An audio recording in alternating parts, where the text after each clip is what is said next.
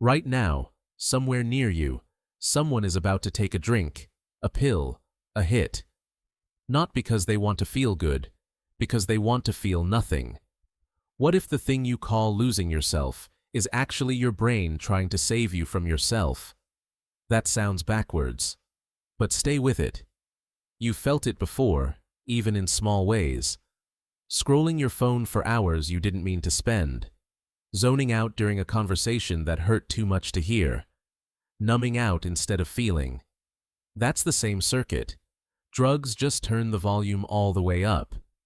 In 1990, psychologist Roy Baumeister proposed something called escape theory. He studied why people engage in self-destructive behavior, from binge eating to substance abuse to suicide attempts. His conclusion was strange. He found that most of it wasn't about pleasure at all. It was about escaping self-awareness. Because self-awareness, it turns out, can be unbearable. Think about what your mind does all day. It compares you to who you should be. It replays your failures on a loop you never asked for. It measures your life against a standard you never agreed to. That inner voice, the one narrating your every shortcoming, is exhausting. And for some people, it's unbearable enough that shutting it off becomes the goal.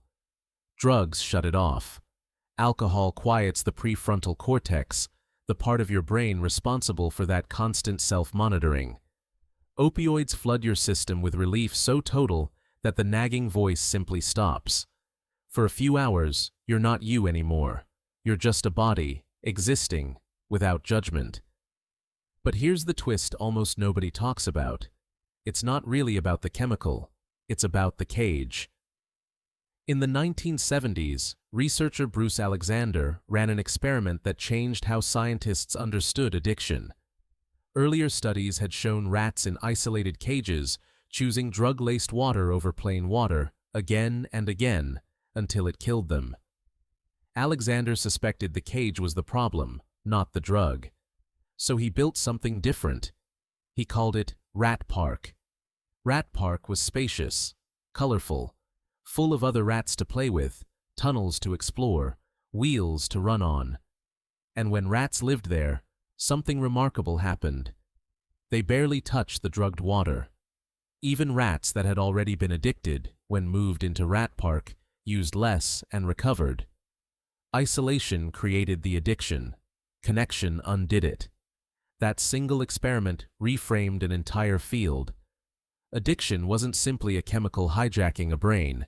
It was, in many cases, a response to disconnection.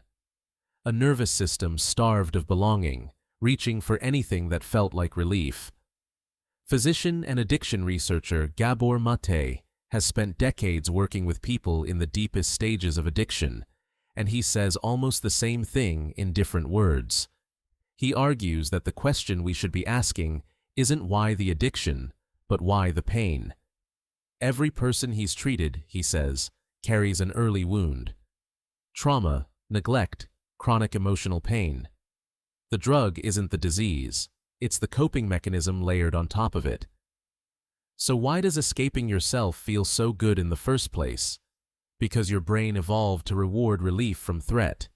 For most of human history, danger was physical. A predator, a rival tribe, starvation. When the threat passed, your brain released a flood of relief chemicals, dopamine among them, to mark that moment as safe. Rest now. You made it. But modern threats aren't physical anymore. They're psychological. Shame, rejection, loneliness, comparison. Your ancient reward system doesn't know the difference. It just knows the noise stopped, and it rewards you for making it stop, even when the method is quietly destroying you. That's the trap. The relief is real. The danger it's numbing is often invisible, even to you. So what actually breaks the cycle, if isolation feeds it? The research keeps pointing to the same answer, and it isn't willpower. It's connection. Real relationships, a sense of purpose, environments where a person doesn't need to disappear to feel okay. Rat Park didn't cure addiction with a pill. It cured it with a community. Which brings us back to that person about to take a drink, a pill, a hit, somewhere near you tonight. They're probably not chasing a high. They're running from a version of themselves that feels too loud, too painful, too alone to sit with.